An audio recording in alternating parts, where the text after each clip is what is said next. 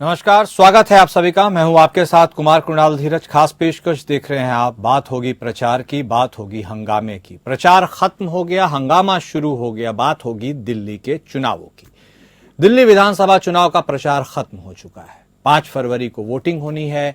इसके पहले दिल्ली में हाई वोल्टेज ड्रामा शुरू हो गया है, लगातार जारी है। सीएम आतिशी ने पहले रमेश बिधूड़ी और उनके बेटों पर आरोप लगाया। दिल्ली पुलिस ने बीती रात गोविंदपुरी में हुए हंगामे को लेकर सीएम आतिशी के खिलाफ मुकदमा दर्ज किया है।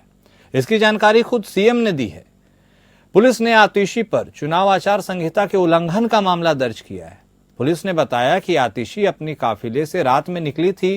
प्रचार खत्म होने पर ऐसा करना संभव नहीं है। यह आचार संहिता का उल्लंघन है। पुलिस ने जब इस दौरान वीडियो बनाया तो आतिशी के समर्थकों ने विरोध किया। इस दौरान कार्यकर्ताओं और पुलिस के बीच नोकझोंक भी देखने को मिली। दिल्ली पुलिस ने आतिशी के कार्यकर्ताओं के खिलाफ भी एफआईआर दर्ज कर लिया है। दिल्ली पुलिस ने 2 मुकदमे दर्ज किए हैं। एक मामला आतिशी के खिलाफ आचार संहिता उल्लंघन का है, दूसरा आतिशी के समर्थकों के खिलाफ हुआ है क्योंकि उन्होंने पुलिस कर्मियों के साथ बदसलूकी की और इलेक्शन कमीशन के सदस्य बनकर रमेश बिधूड़ी के भतीजों का रास्ता रोका था। रमेश बिधूड़ी के भतीजे के खिलाफ भी पुलिस ने कलंदरा यानी एनसीआर दर्ज किया है। आतिशी ने केस दर्ज होने के बाद सोशल मीडिया पर लिखा कि चुनाव आयोग भी गजब है। रमेश बिधूड़ी जी के परिवार के सदस्य खुलेआम आचार संहिता का उल्लंघन कर रहे हैं, उन पर कोई एक्शन नहीं हुआ। मैंने शिकायत करके पुलिस को बुलाया और इन्होंने मेरे ऊपर केस दर्ज कर दिया। वहीं आतिशी पर केस दर्ज किए जाने के बाद आम आदमी पार्टी के संयोजक अरविंद केजरीवाल ने चुनाव आयोग पर हमला बोला है। उन्होंने सोशल मीडिया पर लिखा कि खुलेआम हो रही गुंडागर्दी के खिलाफ शिकायत करने पर दिल्ली की मुख्यमंत्री के खिलाफ चुनाव आयोग ने पुलिस केस किया। तो अब दिल्ली पुलिस और चुनाव आयोग का ये ऑफिशियल स्टैंड है। आगे लिखा कि दिल्ली पुलिस और चुनाव आयोग का काम आम आदमी पार्टी के खिलाफ खुद गुंडागर्दी करना, बीजेपी की गुंडागर्दी को संरक्षण देना है और दारू, पैसे और सामान बंटवाना है। यदि कोई उन्हें यह काम करने से रोकेगा तो उस पर पुलिस और चुनाव आयोग के काम में बाधा डालने का केस किया जाएगा।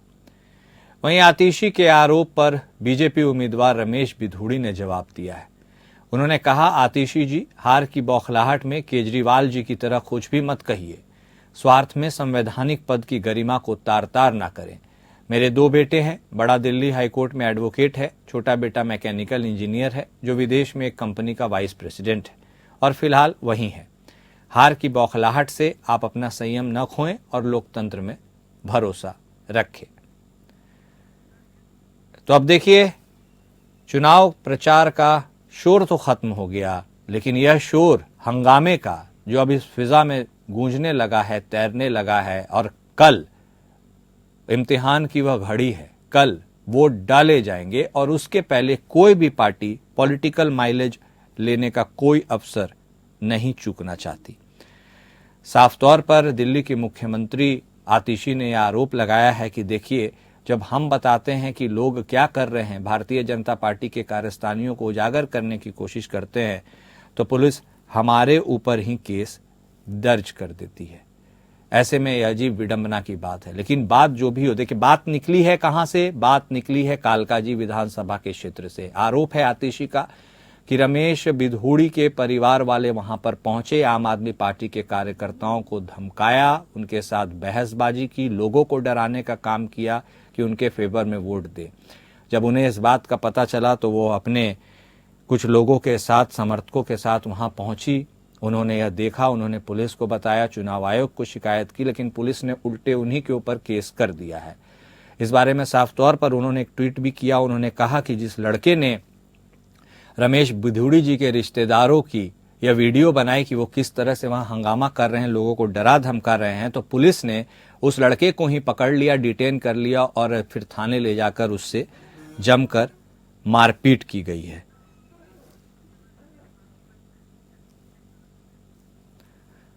तो दिल्ली विधानसभा चुनाव में वोटिंग से पहले एक तो कालकाजी विधानसभा का मामला और दूसरा पतपड़गंज का भी मामला है, जहां कांग्रेस से वहां पर उम्मीदवार जो अनिल चौधरी, उन्होंने साफ तौर पर बीजेपी पर आरोप लगाया है, जो वहां के कैंडिडेट है रविंद्र सिंह नेगी की, वो वहां पर मीट और शराब बांट रहे हैं और इसकी शिकायत करने पर कोई सुनवाई नहीं की जा रही है। और दिल्ली के सूरत हाल पर प्रचार खत्म होने के बाद हंगामा शुरू होने के इन तमाम तथ्यों पर हम बातचीत करेंगे। हमारे साथ हमारे खास मेहमान जुड़ चुके हैं। हमारे साथ भारतीय जनता पार्टी की तरफ से बतौर प्रवक्ता आलोक वत्स साहब जुड़ चुके हैं। आम आदमी पार्टी के तरफ से बतौर प्रवक्ता नीतीश चौरसिया साहब हमारे साथ जुड़ चुके हैं। आप दोनों खास मेहमान का स्वागत है। शुरुआत वत्स साहब आप ही के साथ करते हैं। देखिए दिल्ली में क्या हो रहा है, ये वही दिल्ली है जो भारत की राजधानी है और राजधानी से ऐसे खबरें छनछर कर सामने आ रही है जैसे मानो ऐसा लगता है कि पूरा पॉलिटिकल ड्रामा यहीं पर स्टेज किया जा रहा है। एक तरफ हम क्या कालका जी की बात करें, सीएम आतिशी कह रही है बिधूड़ी जी के परिवार के सदस्य वहां डरा धमका रहे हैं। उधर वहां पर बात करें पतपड़गंज की, कांग्रेस के कैंडिडेट कह रहे हैं कि भाई वहां पर तो मीट और दारू बांटी जा रही है, सरस्वती पूजा के दिन ऐसा कृत्य किया जा रहा है, और जब हम इस बात की कंप्लेन कर रहे हैं तो पुलिस भाई कोई एक्शन नहीं ले रही है। पुलिस और चुनाव आयोग को कटघरे में खड़ा किया जा रहा है। क्या भारत के लोकतंत्र और खासकर भारत की राजधानी दिल्ली के इस चुनावी फिजा में इस तरह के जो दृश्य निकलकर सामने आ रहे हैं, ये हमारे लोकतंत्र की खूबसूरती है क्या वत्स साहब? देखिए कुणाल जी, इसमें कोई शक नहीं है कि विगत कुछ वर्षों में राजनीतिक चरित्र में बहुत गिरावट आई है और ये क्रॉस पार्टी लाइन है। और चुनाव का जो महत्व है उसको आदरणीय केजरीवाल जी ने अपने प्रयासों से या अपने करनी से उसके मायने बदल दिए। अब वोटर जो है वो ये देखता है कि कौन क्या दे रहा है। सारे मैनिफेस्टो रंगे हुए हैं इस बात से कि हम वो ये दे रहा है तो हम ये देंगे। ये एक तरीके से समझ लीजिए वोट फॉर नोट हो गया है। और अभी ऐसी नियति बना दी है अरविंद केजरीवाल जी ने कि जो आदमी इस कृत्य को नहीं करेगा, आसान शब्दों में जनता उसको चुनाव में वोट लादने भेज देगी। नहीं चलिए, वो तो वोट दे रहे हैं, वादे कर रहे हैं। ये जो आचार संहिता लगने के बाद जो अब नोट और मटन और शराब ये सब चीजें हो रही है, हटाइए पार्टी के लोगों को भी, कार्यकर्ताओं के, इसके बारे में भी तो भाई एक चुनाव आयोग है, पुलिस है, यही समय है हस्तक्षेप करने का, यही समय है सही चीजों को करने का। पुलिस भी क्या करती है? चुनाव आयोग के ऊपर सवाल उठा रहा है विपक्ष, और पुलिस की कार्यशैली के ऊपर भी लोग सवाल उठा रहे हैं कि भाई पकड़ना आपको है, दिखा हम रहे हैं, आप तो छोड़ दे रहे हैं। देखिए एक चीज आपको बता दूं, हाँ, किसके बात में कितनी सच्चाई है इसका मूल्यांकन कौन करेगा? मान लीजिए मैंने कोई आरोप लगाया, उसमें सच्चाई कितनी, और अगर तथ्य हैं तो तथ्यों को ले जाकर उसके ऊपर एफआईआर करनी चाहिए, कोर्ट में पेश करना चाहिए। मात्र टेलीविजन पर कह देने से तो बीजेपी खराब नहीं हो जाएगी। यही तो बात है, विडंबना है सर। कितनी चीजें कोर्ट में जाएंगी? कोर्ट में जाने के पहले भी एक सिस्टम है, चीजें हैं, उसको देखने के लिए, उनको सामने लाने के लिए अब हर कोई इसी तरह कोर्ट ही जाएगा। कोर्ट पे ऑलरेडी इतने करोड़ केस पेंडिंग है। खैर देखिए, नीतीश चौरसिया साहब भी हमारे साथ जुड़े हुए हैं। चौरसिया साहब, किस मोड़ पर जा रहा है दिल्ली का यह चुनाव? क्या आपको लगता है, स्पष्ट मैं पूछ रहा हूं, आप सताए जा रहे हैं और जो सता रहा है आपको उसके ऊपर कोई कार्रवाई नहीं आ रही है? क्या आप लोकतंत्र की विश्वसनीयता के ऊपर एक सवाल खड़ा कर रहे हैं, या आपको लगता है जिस तरह से सिस्टम रन होना चाहिए वैसा नहीं हो रहा? और यदि ऐसा हो रहा है तो अब करिएगा तो करिएगा क्या, ये भी बता दीजिए। तो आप सभी को मेरा नमस्कार, आपके दर्शकों को नमस्कार। मेरा नमस्कार। भारतीय जनता पार्टी ये कोई पहली वर्ष में नहीं कर रही है, ये हर चुनाव षड्यंत्र है। दिल्ली वासियों के साथ हमेशा इन्होंने एक दोहरा मानक रखा अपने पूरे कार्यकाल में। ये चाहे आज चुनाव में हमारे विधायकों पे मारपीट करने केस हो, हमारे कार्यकर्ताओं पे मारपीट करने केस हो रहा है, चाहे जिस तरीके से जब हम जिस मुद्दे को आवाज उठाते हैं, जिसकी शिकायत हम खुद करते हैं, पता चलता हमारे खिलाफ ही इलेक्शन कमीशन इसके खिलाफ हमारे खिलाफ FIR दर्ज करा देती है। आज स्थिति ये है दिल्ली की कि इलेक्शन कमीशन के संरक्षण में भारतीय जनता पार्टी के लोग खुलेआम गुंडाई कर रहे हैं। वोटों को लोगों को दबाया जा रहा है, उनकी वोटों को खरीदा जा रहा है, उनको वोटों को उनसे छीना जा रहा है, अधिकार छीना जा रहा है। ये आजाद भारत के इतिहास में सबसे गलत और काला काम हो रहा है, गलत काम हो रहा है आज के परिवेश में। दूसरी तरफ से जिस पर हमारी आवाज दबाई जा रही है, हर तरह से खबरें आ रही हैं कि यहाँ इन्होंने दारू बेच रहे हैं, यहाँ पैसे बेच रहे हैं, सामान बेच रहे हैं, चिकन बेच रहे हैं, वोटरों के साथ गुंडाई हो रही है, किसी को घर से नहीं निकलने दिया जा रहा, धमकाया जा रहा है, डराया जा रहा है। वो तो अच्छा है कि कम से कम हमारे पार्टी ने, हमारे नेता ने सारे कार्यकर्ताओं को आहत कर दिया है कि हमारे कैमरे लगवा दिए हैं, सारे सबको स्पाई कैमरे दे दिए हैं। और आज उसकी सबसे बड़ी वजह इस तमाम चीजें निकल के आ रही है। हमें अंदेशा था कि भारतीय जनता पार्टी के लोग अपनी गुंडाई पुतरेंगे, ये जैसे जैसे चुनाव हारेंगे वैसे वैसे ये इनकी हताशा, इनकी बेचैनी बढ़ती जाएगी। और ये हर उस हद तक जो है वो तैयार है जो दिल्ली की जनता इनको जैसे कैसे नकारेगी। ये हर वो हथकंडे बनाएंगे जिससे कि लोगों को डराया जा सके और इस सब चीजों को इन्फ्लुएंस किया जा सके। ठीक है। आम आदमी की पार्टी के कार्यकर्ता गली गली बिल्कुल अडिग है और हर एक झुग्गी और हर एक व्यक्ति तक के संपर्क में है। कहीं इस प्रकार की कोई सूचना आएगी उसकी आखिरी दम तक हम लड़ाई लड़ेंगे, ठीक है, बताएंगे, जनता की समझ रखेंगे। ठीक है। वत्स साहब देखिए, ऐसा कमोवेश कम ही होता है कि आप जो सिटिंग CM है उनके खिलाफ FIR दर्ज हो जाए आचार संहिता के उल्लंघन का मामला में। मतलब चीजें ऐसी होती हैं, लेकिन अब जितनी तेजी से हो रही है ऐसा भी कम ही होता है। एक बात देखिए, निकलकर पतपड़गंज में चाहता हूं कि एक बार उसके भी जिक्र हो जाए कि वहां पर जो कांग्रेस के कैंडिडेट है वो कह रहे हैं और उन्होंने साफ तौर पर वीडियो पोस्ट कर दिखाया है, मटन, चिकन और दारू और ये सारी चीजें वहां पर सरेआम खुलेआम दी जा रही है आचार संहिता के समय में। और एक कमरे में जब उन्होंने पुलिस को शिकायत किया है तो एक कमरे में बंद करके उन सारे प्रमाण को, सबूत को नष्ट किया जा रहा है और पुलिस वहां पहुंच ही नहीं रही है। ये क्या मैसेज दे रहा है सर सोसाइटी में? मुझे ये समझ में नहीं आ रहा है। देखिए, जो बात आप कह रहे हैं अगर उसमें सच्चाई है तो ये बहुत ही शर्मनाक है। सर, सच्चाई ढूंढने वाले लोग वहां प्रकट ही नहीं हो रहे हैं, पुलिस के लोग जा ही नहीं रहे हैं। मतलब ये मैसेज जा क्या रहा है समाज में? मैं ये नहीं बोलता हूं कि बीजेपी के उम्मीदवार के ऊपर आरोप लगे या आम आदमी पार्टी के, कोई भी हो फॉर दैट रीजन, लेकिन ये हो क्या रहा है सर? यदि ऐसा कुछ हो रहा है तो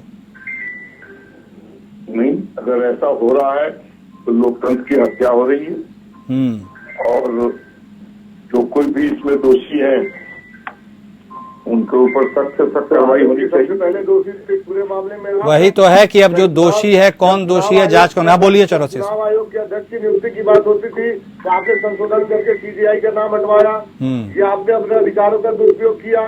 सबसे पहले तो उसके लोकतंत्र के हत्यारे आपकी पार्टी है, आप लोगों, आपकी सरकार है।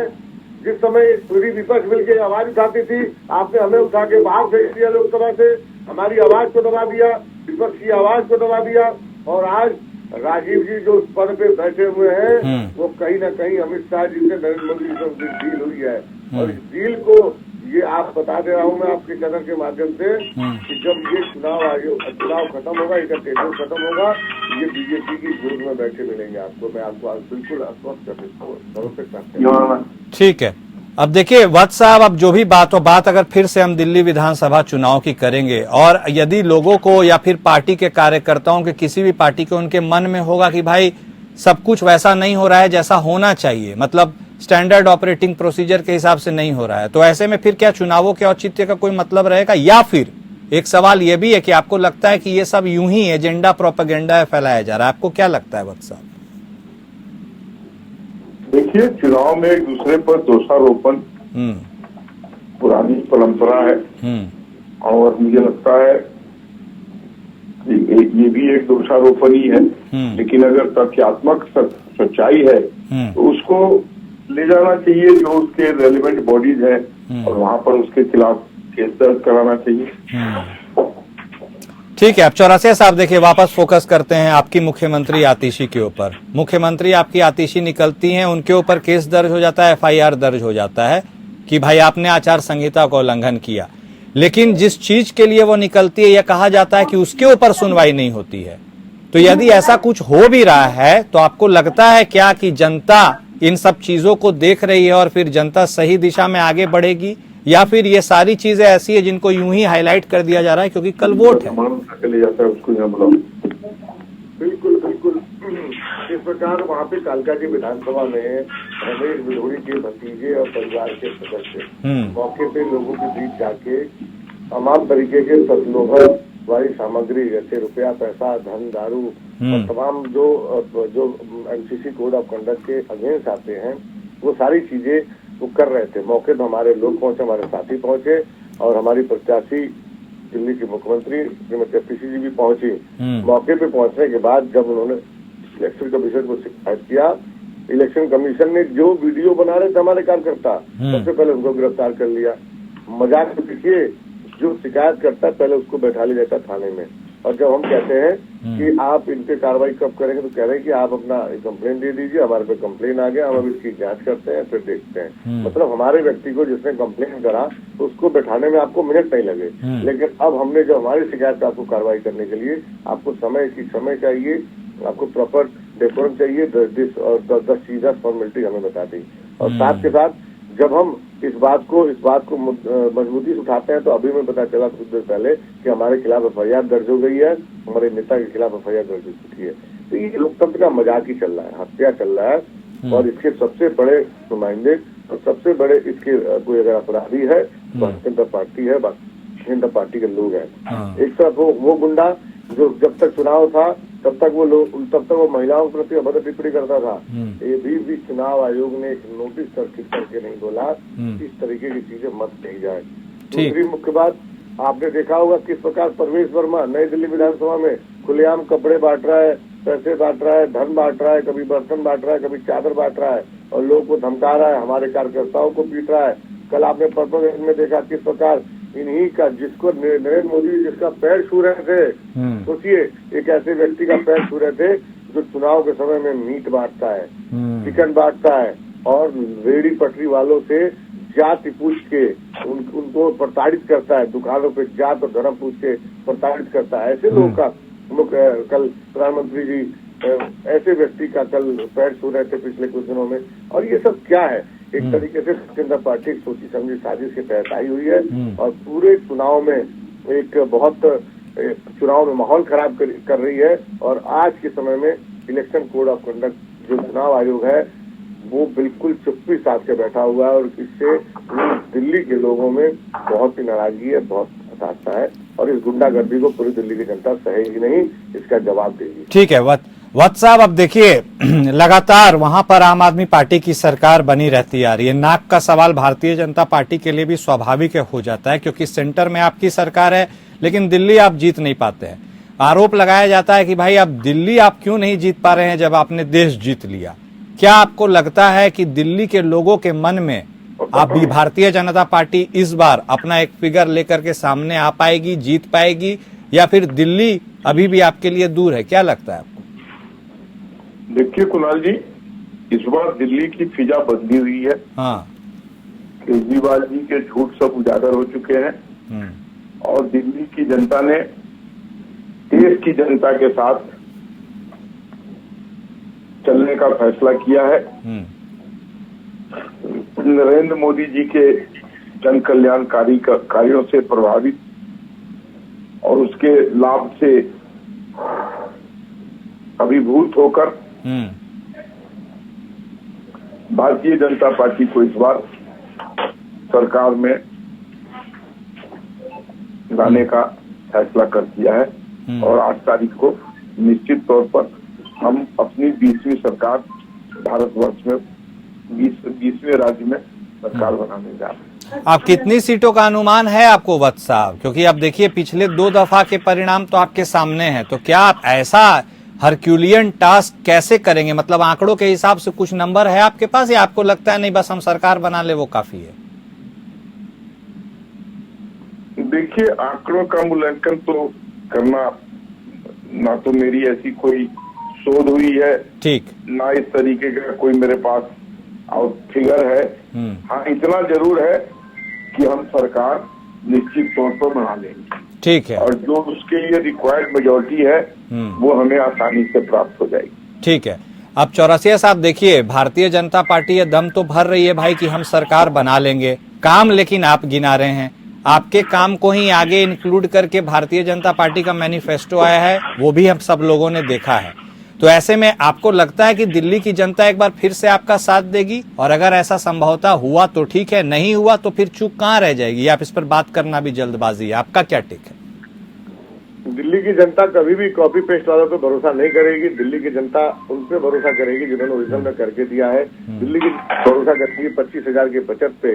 दिल्ली की जनता भरोसा करेगी जिसने बिजली मुफ्त दिया, जिसने पानी मुफ्त दिया, जिसने शिक्षा मुफ्त किया, जिसने स्वास्थ्य मुक्त किया, जिसने महिलाओं का सफर मुक्त किया, लोगों को बसों की यात्राएं मुक्त करी, तीर्थ यात्राएं मुक्त करी, और जिसने ये कहा है कि 21 रुपए प्रत्येक महिलाओं को देंगे, 18,000 रुपए प्रत्येक ग्रंथियों को, पुजारियों को देंगे। जो इस तरीके के एक प्रावधान लेके चलते हैं, विजन लेके चलते हैं, जिसके पास नेता है, नीति है, नियत है, वो आम आदमी पार्टी और दिल्ली की जनता आम आदमी पार्टी पे मजबूती से अपना भरोसा जताएगी।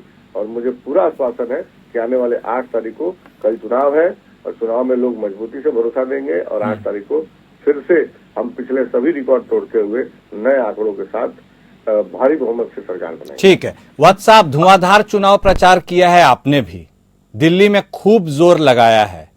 आप एक तरफ तो यह बात निकलकर सामने आती है कि भाई आप अपने विकास के मॉडल पर चुनाव लड़ते हैं, लेकिन आपने खूब ताकत भी लगाई है चुनाव प्रचार में। एंटी इनकम्बेंसी तो वैसे भी आम आदमी पार्टी के साथ थी, आपको इतना जोर क्यों लगाना पड़ा वत्स साहब? काम बोलता है तो दिखेगा, इतना जोर लगाने की क्या जरूरत है?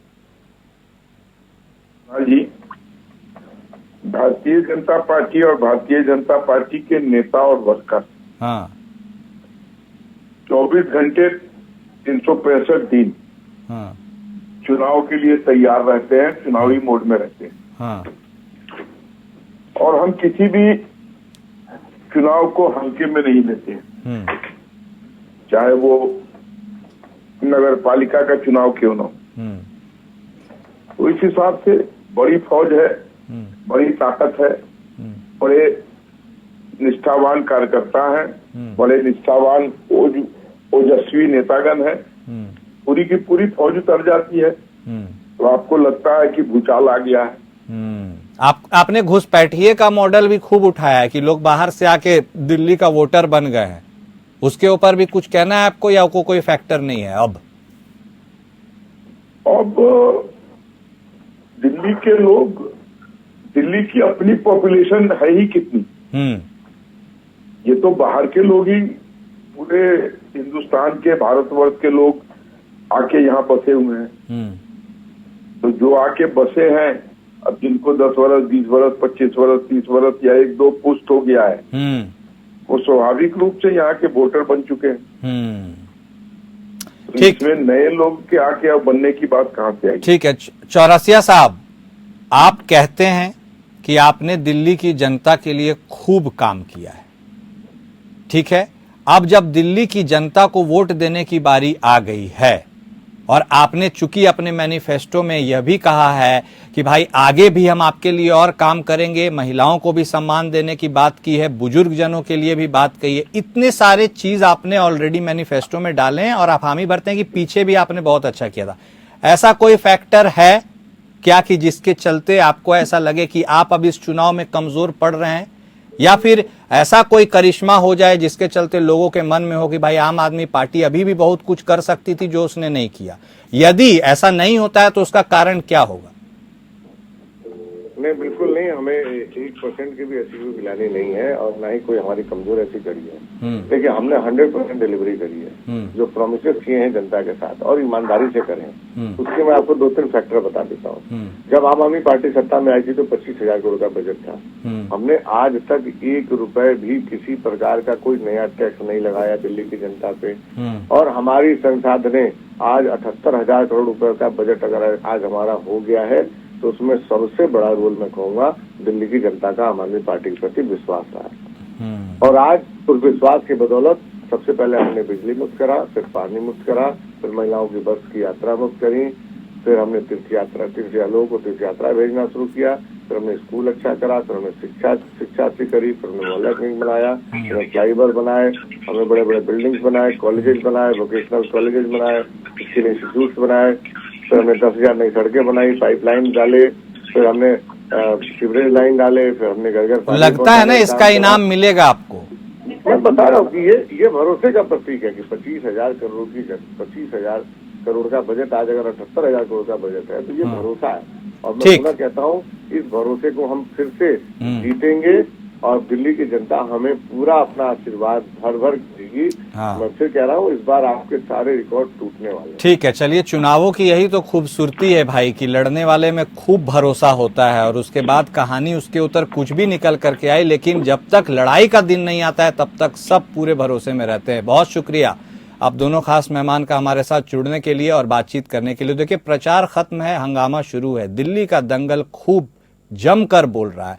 अब इस दंगल में कौन किसको हराएगा, किसे पस्त करेगा और कौन मस्त हो जाएगा, कल ही वह दिन है चुनाव में अपना वोट डलने। 8 तारीख को पिटारा खुलेगा, सब दूध का दूध और पानी का पानी हो जाएगा। खास पेशकश में आज बस इतना ही। नमस्कार।